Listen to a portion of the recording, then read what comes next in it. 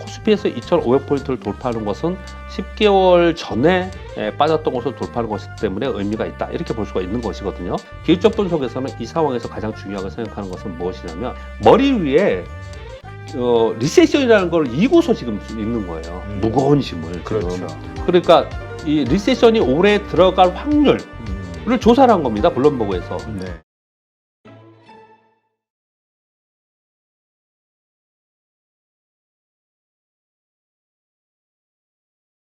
오늘 모신 분은 교보증권 박병창 이사님입니다. 안녕하세요. 예, 안녕하십니까. 네. 자, 요즘 시장 보면은 강세장이 온 거 아니냐라고 표현할 정도로 예. 아주 강한 모습이에요. 네. 뭐 코스피 2,500 이제 세 번째 드디어 돌파하고 안착하면서 더 이상 올라가는 어떤 움직임이 나오는 상황인데 네. 코스닥은 더 하고요. 900선 돌파했죠. 그렇죠. 네. 어떻게 봐야 됩니까? 이거 한쪽 편에서는 이제 오를 만큼 다 올랐어. 이제 내려갈 준비해야 돼. 이런 분도 있거든요. 예. 같은 상황을 좀 다르게 볼 수도 있을 것 같습니다. 오늘도 지금 한 0.4% 하락을 지금 하고 있는 상황인데 지금 현재 녹화할 네. 때요. 생각보다 강하다.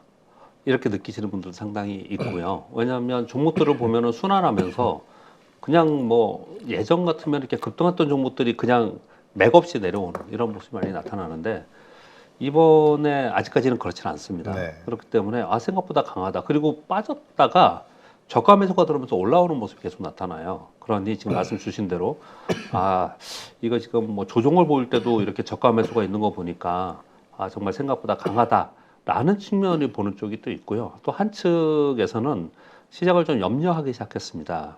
그러면서 그 역시도 지금 상황을 보면은 좀 강하게 치고 올라가는 섹터 또는 테마가 집단적으로 가지 않죠. 네. 지금 각자 플레이하고 있습니다. 그리고 좀 확산돼 가지고 별 내용이 없는 저가주들 좀 움직이고 있습니다. 그래서 전체적으로 보면은 좀 힘이 좀 딸리고 있다. 이렇게도 좀 보고 있는 거거든요. 네. 그래서 그 양쪽이 전반적으로 다 있습니다. 그렇지만 전체적으로는 뭐 시장이 상당히 생각보다 강하다 이렇게 볼 수가 있겠습니다. 그것에 대해서 오늘은 차트를 좀 몇 가지 볼 건데요. 차트를 좀 천천히 봐가면서 말씀을 드려보도록 하겠습니다. 첫 번째 차트는 코스피 주봉 차트입니다. 코스피 주봉 차트를 보면은 그 헤드앤숄더와 역 헤드앤숄더는 지수에서 잘 맞습니다. 우리나라 코스피 지수가 고점은 2021년이었지만 미국과 같이 떨어진 요 선을 긋는 것은 2022년 1월서부터입니다. 네. 작년 한 해 내내 하락을 했죠. 여기 보시면은 소위 말하는 오파동에 하락을 했습니다. 그러니까 한 번 하락하고 두 번 하락하고 세 번 하락하고요. 그리고 왼쪽과 그리고 최저점과 오른쪽으로 봤을 때 오른쪽이 왼쪽보다 근처에 있거나 또는 저점보다도 더 내려가지 않고 터닝하면서 이 하락 추세에서를 돌파하는 그런 모습을 나타냈거든요. 그래서 첫 번째 기대감이 있었던 거고요. 두 번째는 2,500포인트를 좀처럼 못 넘겼어요. 2,500포인트를 붕괴한 게 언제냐면은 보시면은 2022년 작년 6월입니다. 네. 6월 이후에 한 차례 잠깐 갔다가 온 적은 있었지만 2,500포인트를 돌파하지 못했다는 거거든요. 그러면 6월서부터 따져보면 거의 10개월이에요. 10개월 동안의 고점이 2,500포인트라는 것이고 그리고 2,500포인트라는 것은 지금 코스피 200 그러니까 컨센서스가 있는 종목들의 영업 이익을 가지고 이익단을 가지고 따져봤을 때 멀티플 13배 정도이다 이렇게 표현을 많이 하고 있거든요. 근데 그것을 넘어서기가 굉장히 어려운 그런 상황이었고 지난번에 제가 나와서 그 말씀을 좀 드렸습니다. 근데 이번에 그걸 넘어섰습니다. 이 차트를 보시면 일단 하락 추세에서 벗어난 거는 꽤 됐고요. 그렇기 때문에 올해 이렇게 강한 모습을 나타내고 있는 것이고 코스피에서 2,500포인트를 돌파하는 것은 10개월 전에 빠졌던 것을 돌파하는 것이기 때문에 의미가 있다. 이렇게 볼 수가 있는 것이거든요. 그렇기 때문에 우리가 지금 기술적 분석을 분석하는 사람들의 입장에서 보면은 이 돌파를 어떻게 보냐면 오늘 공부 좀 잠깐 하겠습니다. 네. 뒤에 가서 뒤에 있는데 자, 이 라인이 2,500이라고 칠게요. 네. 또는 하락 추세선 또는 저항대를 이렇게 평행으로 걷습니다. 돌파는 네 가지 정도의 유형으로 갑니다. 그냥 돌파해서 꽉 그냥 가버리는, 그냥 강하게 가버리는 돌파가 네. 있을 수 있고, 돌파했다가 눌림목을 보이고 추가적으로 상승하는 경우가 있고, 돌파했다가 휩소라고 하거든요. 돌파했다가 여기서 지지하지 못하고 저항선이 지지선이 되잖아요. 이거 지지하지 못하고 약간 소금형을 줬다가 가는 경우가 있고요. 돌파했다가 이걸 깨고 내려갔다가 그 다음에 이게 저항선이 되면서 내려가는 경우가 있거든요. 음. 이 네 가지의 경우가 있는데, 자, 이걸 2,500포인트로 해볼게요. 지금은 어디에 있습니까? 2,500포인트 넘어서서 요 살짝 위에 있는 거잖아요. 네. 그러면 1번처럼 계속 갈 거냐? 2번처럼 좀 올라갔다가 밀렸다가 다시 갈 거냐? 3번처럼 그 밀리는 폭이 2,500포인트가 아니고 한 2,350까지 더 내렸다 갈 거냐? 아니면 살짝 올라갔다가 내려와서 이제 2,500포인트를 고점으로 해서 내려갈 거냐? 1번, 2번, 3번, 4번. 제가 강의할 때 항상 하는 얘기거든요. 여러분들은 어떻게 생각하세요? 각자 의견이 다르겠죠? 네. 시황에 따라서. 시장을 약하게 보는 사람들은 대부분 어떻게 얘기하겠습니까? 4번처럼 보겠죠. 4번처럼 본다는 시황이 훨씬 많습니다. 1번처럼 보는 경우는 거의 없어요. 사실은. 네. 사실은 거의 없습니다. 2번처럼 보는 경우는 확률이 조금 있습니다. 이렇게 보시는 분들 좀 있어요.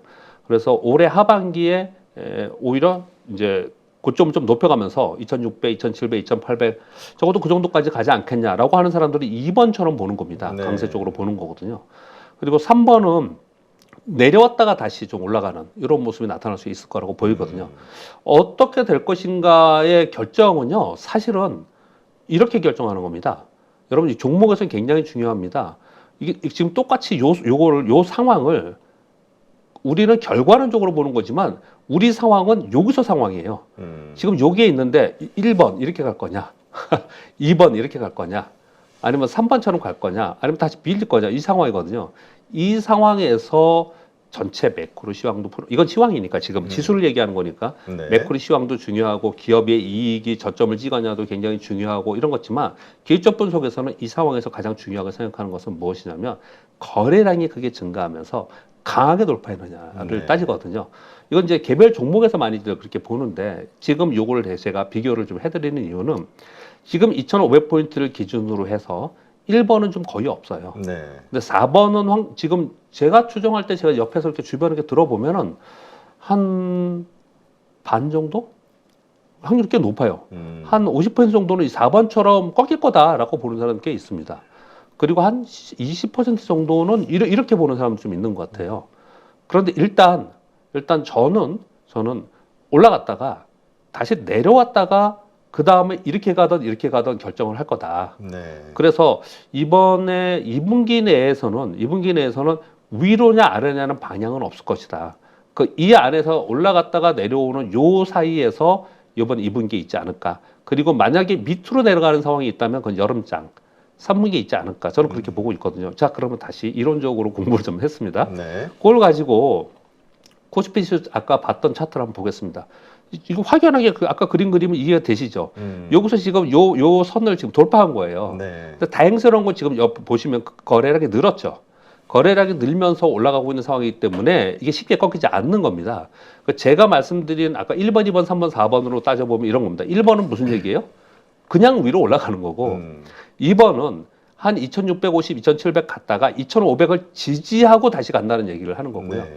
3번은 2,650 정도, 2,600이나 650 갔다가 2,500을 다시 깼다가 그리고 움직임이 나타나지 않을까 이렇게 보는 거고 4번은 야, 올라가긴 뭘 올라가. 다시 내려가면 이제는 이게 저항선이고 이제는 내려갈만 있어. 이렇게 얘기를 하는 거거든요. 저는 지금 현재 상황은 이게 지금 이 추세선도 돌파했고 정고점을 돌파하면서 거래량도 증가하면서 올라간 상황이기 때문에 시장이 좀처럼 내려가면 매수가 들어오고 매수가 들어가는 이러한 심리적인 상황과 수급전 요인이 되어 있기 때문에 이렇다라는 거예요. 네. 그렇기 때문에 여기 지금 올라가 있는 상황이고 그리고 이거는 곧바로 꺾이지 않을 거라는 걸 왜 그렇게 보냐면 5월 첫째 주에 FMC 회의가 있죠. 이때 25bp 또는 동결 가능성이 있단 말이에요. 네. 25bp를 만약에 금리 인상을 하면 8월에 이렇게 얘기하겠죠. 요번에 금리 인상 25bp 했으니까 앞으로는 두고 보겠다. 또는 요번에 동결하고 자 25bp 정도는 더 올릴 수 있는데 그거는 향후의 데이터를 보겠다. 이 추이를 보겠다. 이렇게 얘기를 하겠죠. 여하튼 간에 시장의 악재성으로 받아들이지는 않을 거예요. 네. 거기에 대한 기대감이 있기 때문에 시장이 이게 쉽게 꺾이지 않은 상황에서 저는 요 차트를 보면서 2,650과 2,700 요 사이까지 갔다가 다시 5월, 6월, 7월 이렇게 가면서 2,500은 깨면서 한번 깼다가 다시 갈 거야. 아까 보였던 3번의 흐름으로 되지 않을까라고 생각하고 저는 투자 전략을 좀 가져가고 있는 상황이거든요. 네. 뭐 마지막에 투자 전략 다시 말씀드리겠지만 그렇게 이제 보고 있는데 일단 2,700 여기다 제가 쭉 이렇게 선을 그어놨어요. 이걸 돌파하지 못할 가능성이 굉장히 높다라고 생각을 합니다. 제가 음. 코스피 좀 이따 보여드릴 텐데 이제 코스닥은 좀 이따 보여드릴 텐데 지금 코스피는 주봉으로 보여드리고 있는데 코스닥은 주봉이 의미가 없어요. 이거 월봉입니다. 월봉. 어마어마하죠. 그러네요. 이게 지금 900 넘어가 있는 상황이기 때문에 여기서 치고 가면은 야 이거 신고가 가는 거 아니야? 이런 말 나올 법합니다. 지금 월봉이기 때문에 이게 기초 분석에는 30%룰 그리고 50%룰 이게 굉장히 중요하게 생각하거든요. 이 코스닥은 작년 하락폭의 50%를 이미 넘어섰습니다. 아, 그러네요. 연초 대비 지금 33%로 올랐어요. 작년에 이 하락폭이 얼마 전체적으로 하락을 했을 때 작년 한 해만 따지고 보면은 34% 하락했거든요. 네. 근데 여기까지 뭐 올라와 있는 상황이기 때문에 얘는 지금 뭐 추세니 이런 게 의미가 없습니다. 이 수급이 이 심리가 언제 꺾이느냐 이러의 문제인 거지. 코스닥은 지금 이미 다 돌파하고 있는 그런 상황이거든요. 네. 근데 코스닥하고 그러면 그 다음 걸 볼게요. 코스피의 월봉을 보면 확연하게 다르죠. 아, 약하네요. 예, 코스피가. 중간에서 씌워놓은 게 이게 중간 라인이에요. 이 중간에 하단 부분에 있는 겁니다. 그러니까 여전히 지금 대표님이 약하네요 그랬잖아요. 여전히 약세론이 계속 있을 수밖에 없는 거예요. 네. 하단에 있기 때문에. 그럼에도 불구하고 이 박스 하단 박스에서도 밑에 있었으면 더 지금 안전부절했겠죠. 근데 위에 있기 때문에 그나마 시장이 개별 종목 장이 되는 이유인 거거든요. 이게 지금 이 3,116이고 여기가 2,130인가 그렇잖아요. 네, 그렇죠. 그 꼬리는 빼고 3,300에서 2,100을 계산하면은 1,200포인트잖아요. 1,200포인트에 50%면 600포인트 아닙니까? 네. 그게 2,700포인트예요. 이 기초 분석이 정말 대단한 게 결과론적으로 나중에 보면은 왜 보면 기초 분석 해석하는 사람들 보면은 정말 잘 맞네 이런 생각이 들잖아요. 그런데 왜 그렇게 그런 일들이 벌어지느냐?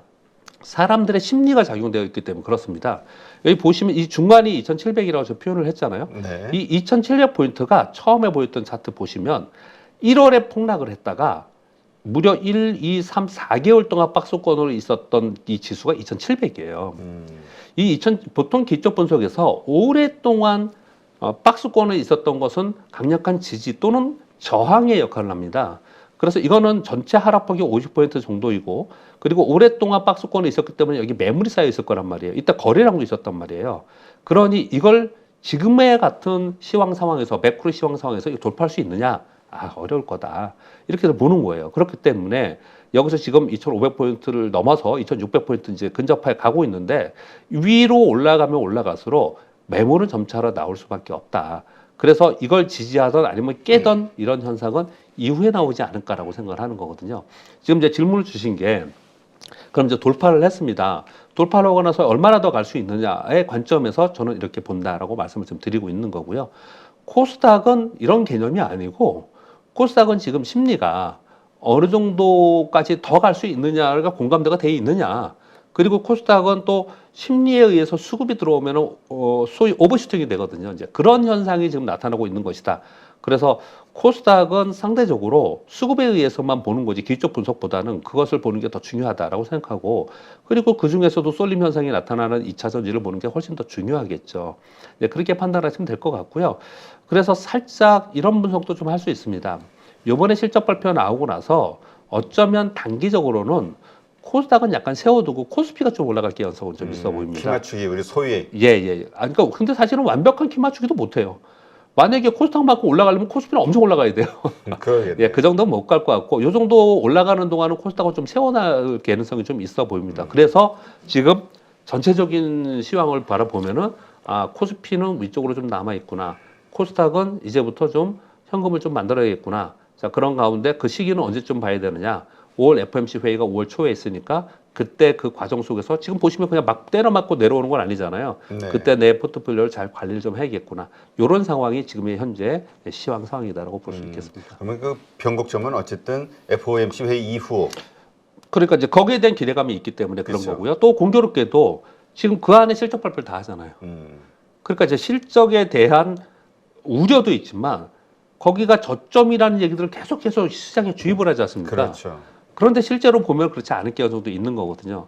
그러니 이번 그 기대감이 없어지면 미국 시장도 가만히 보면요. 제가 잠깐 딴 얘기 말씀드리면 미국이 얼마나 웃기냐면 1분기 실적 발표하는 4월 그리고 2분기 실적 발표하는 뭐 7월 뭐 이렇게 그럴 때 시장이 좀 강한 모습을 나타내요. 왜냐하면 서프라이즈가 있기 때문에 그렇거든요. 그렇죠. 그래서 미국을 잘 보시면 어떤 일이 벌어지냐면 연초에 강하죠. 왜냐하면 그거는 4분기 실적 발표를 한 거잖아요. 그리고 4월에 좀 강했다가 세리메이라는 얘기가 왜 나오냐? 실적 발표 끝나고 나면 모멘텀이 없어. 그래서 빠져요. 네. 그러다가 6월까지 있다가 7월, 8월에 좀 떠요. 왜? 그래서 나오는 말이 뭡니까? 서머랠리. 이게 다 실적과 연관되어 있는 거거든요. 실적 발표랑. 그래서 요번에 실적 발표 나오고 FOMC 회의 기대감이 있고 요 끝나고 나서는 그러면 어떤 모멘텀으로 더 갈 수 있느냐. 그렇게 봤을 때는 여기서 지금 지수가 안 올랐다면 모르겠는데 일정 정도 올라온 부분이 있다면은 시장은 사실 좀 매도를 하려는 심리가 작용할 가능성이 있지 않을까. 저는 그렇게 보고 있습니다. 네, 알겠습니다. 자, 근데 말씀하신 대로 예. 그 미국 시장도 실적에 대해서 기업 실적들에 대해서 되게 걱정이 많고 예. 또 한편으로는 혹시나 하는 기대감. 예. 사실 찰스 시왑도 뭐 부도 얘기까지 나왔었는데 맞습니다. 예. 이 예금은 한 괜찮았습니다. 30% 줄었는데 보니까 예. 그래도 순이익이 늘었네. 예. 이러면서 시장이 좀 환호한 거잖아요. 어제 좀 올라온 겁니다. 예. 예, 예. 그러니까 이런 식의 기대감. 근데 다른 또 거시 지표들을 보면은 경기가 너무 안 좋았기 때문에 예. 꺾였기 때문에 예. 과연 일반적으로 좋을까? 내가 들고 있는 주식이 과연 좋을까? 예. 여기에 대한 고민은 많을 것 같아요. 예. 그러니까 관리해야죠.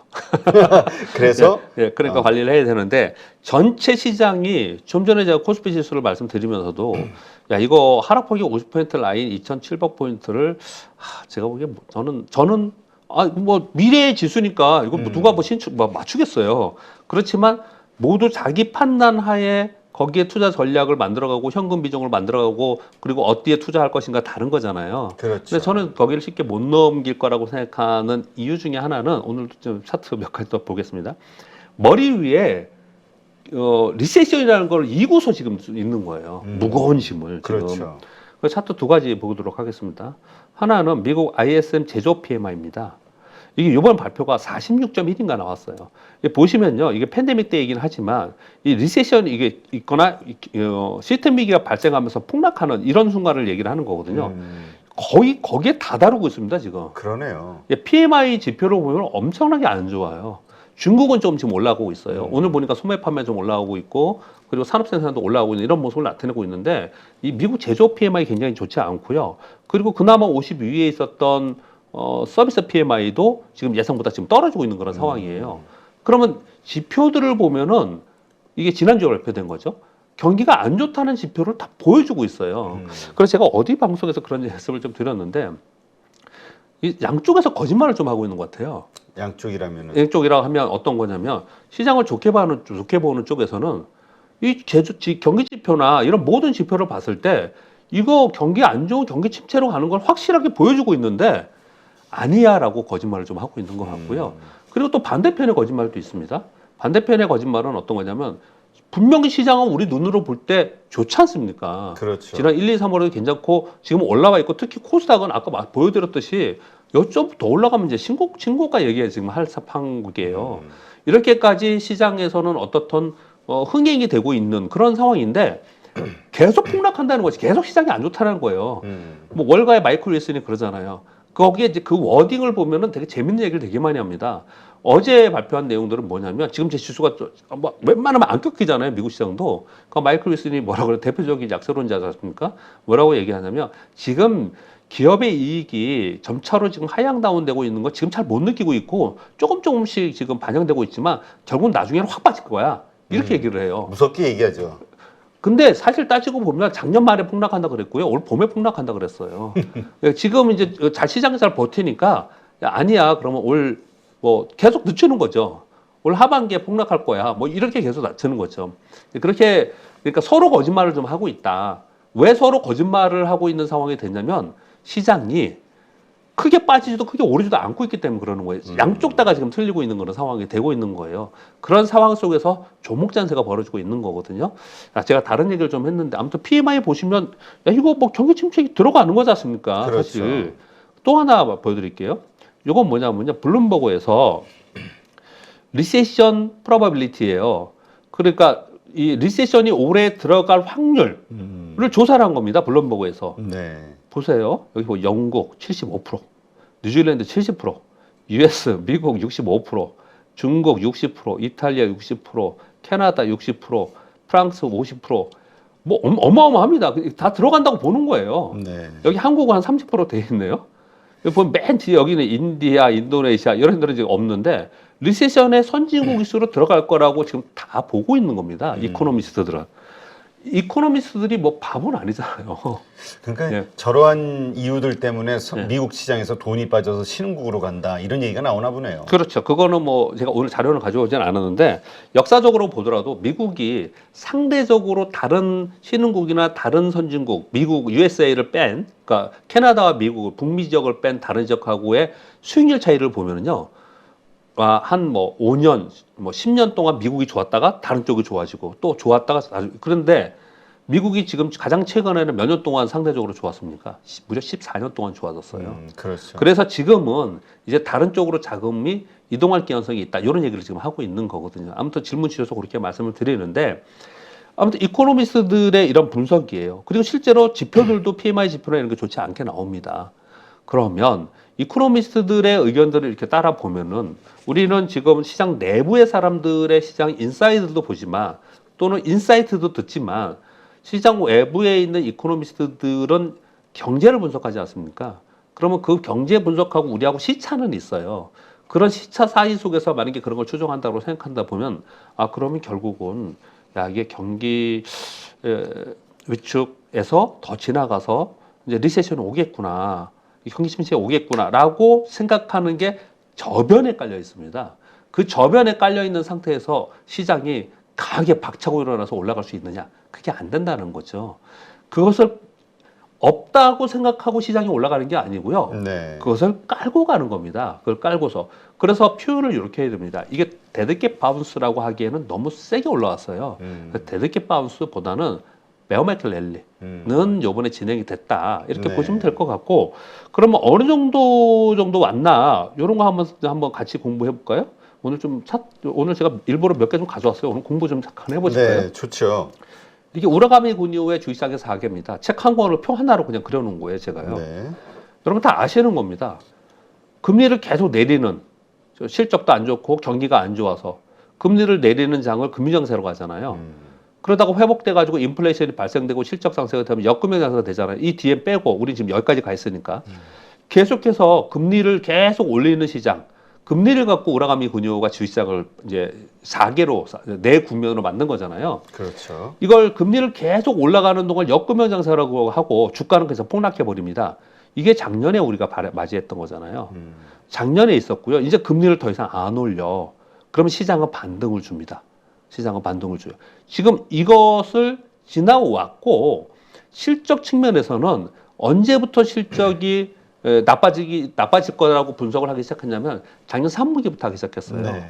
그리고 4분기 지났고 본격적으로는 이번 1분기가 아주 클라이막스예요. 그래서 2분기부터는 저점을 찍고 올라간다 이런 표현을 쓰지 않습니까? 역실적 장세라고 하는 것은 본격적으로 기업들의 수익도 안 좋아지고 주가가 떨어져요. 그래서 걱정하기 시작하면서 금리를 동결 또는 인하하기 시작하는 그걸 역실적 장세라고 하거든요. 네. 이걸 지나가면서 이제 소위 말하는 약세론자들이 얘기하는 건 뭐냐면 경기 침체가 되고 그래서 시스템 위기가 오고 그러면 다시 금융장세가 온다. 그래서 그때 시스템 위기가 왔을 때 뭐 부동산이라도 팔아서 땅이라도 팔아서 주식 사야 된다. 이렇게 얘기를 하는 거예요. 그렇죠. 아주 심플한 논리거든요. 이 논리는요. 그러면 우리들이 생각할 때 여러분 어떤 사람이 맞다라는 건 없어요. 지금 어디에 와 있냐? 역금융 장세는 지나갔죠. 역시적 장세라는 거는 기업의 실적이 본격적으로 떨어지기 시작해서 진행되는 거예요. 그러면 이후에 다시 금리를 떨어뜨리면서 금융장세 가기 전까지 역시적 장세가 진행이 된단 말이에요. 네. 이 진행되는 과정에서 기업의 실적이 계속해서 눈높이를 하향시키면서 어디까지 떨어질 건가를 보면서 지금 어디쯤 와 있나 생각하는데 여러분들은 어떻게 생각할지 한번 생각해 보세요. 저는 어떻게 생각하냐면 중간 단계를 지나가고 있다고 생각을 합니다. 중간 단계를 지나가고 있다니까 좀 무섭긴 하죠. 왜? 그러면은 정말로 이제 경기 침체 오는구나. 그렇죠. 그리고 시스템 위기 올 수도 있겠구나. 이렇게 생각을 하는 거지 않습니까? 그 부분은 근데 함부로 얘기를 제가 못하는 이유는 과거의 데이터는 그렇긴 했지만 각국 정부들이 중앙은행이 바보들이 아니거든요. 이걸 경험을 계속 했거든요. 그래서 그렇죠. 그렇게 하지 않기 위한 정책들을 계속 쓰고 있는 상황이니까 그거는 지켜볼 문제라고 저는 생각합니다. 지금은 어디쯤 와 있냐를 판단하고 거기에 맞춰서 거래를 하는 건데, 자, 미국의 기준금리를 생각해 보세요. 미국의 기준금리 이제 동결로 간다라고 하잖아요. 요번에 25 올리든지 아니면 동결로 가서 연말까지 그냥 간다. 근데 시장은 하반기에 되면은 금리 인하하지 않을까 이렇게 얘기를 하지 않습니까? 금리 인하 안 하는 게 더 좋습니다. 금리 인하 한다는 얘기는 뭐예요? 금리 인하 한다는 얘기는 경기가 안 정말 좋다는 추락한다는 얘기거든요. 그래서 금리 인하 하지 않고 가면서 터닝하면서 올라가는 게 사실은 더 좋은 상황인 거거든요. 그렇죠. 근데 지금의 상황에서는 여하튼간에 금리를 동결한다라고 표현을 좀 하고 있는 상황이에요. 그러니까 지금 이 후퇴기에 들어서 역실적 장세에 들어가 있는 상황이니까 금리는 동결 또는 이후에 인하할 개연성이 있어. 이 인하가 경기가 안 좋아서 인하가 아니고 경기가 살아나면서 물가는 떨어지고 그러면서 좋은 현상에서 조금씩 베이비 스텝으로 인하하는 게 가장 베스트겠죠. 이건 우리가 모르는 얘기입니다. 지금 현재 상황은 금리를 지금 동결 또는 향후에 인하할 개연성이 있어. 그런 가운데 기업 실적이 계속 떨어져. 그러면 역실적 장세에 들어가 있구나. 그러면 역실적 장세의 마지막에 리스크가 있을 수 있으니 지금의 상황에서 내가 그 리스크를 앞두고 주식을 들고서 계속 장기 투자해야 되느냐. 이러기에는 어려운 상황이란 말이에요. 그렇죠. 종목별로는 물론 다르지만 시황 측면에서는 그렇지 않다라는 거거든요. 그렇기 때문에 지금은 단기 거래가 더 많은 거고요. 그 상황 속에서 지수가 더 떨어지지는 않을 거라는 시장에 자신감만 생긴다면 그렇다면 시장이 박스권에 있겠구나. 그러면 박스권에 있다면은 결국 그 안에서 경기는 그렇게 되지만 시장은 그것을 선반영하면서 움직였기 때문에 시장이 박스권 속에서 개별 종목 위주로 움직여야겠구나.